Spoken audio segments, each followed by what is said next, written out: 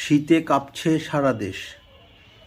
যারা সামর্থ্য নেই যাদের, তাদের জন্য সমবেদনা। সবাই তাদের পাশে দাঁড়ান, তাদের সহযোগিতায় এগিয়ে আসুন। আর যাদের সামর্থ্য আছে তারা এই শীতের মধ্যে সতর্ক থাকবেন অবশ্যই।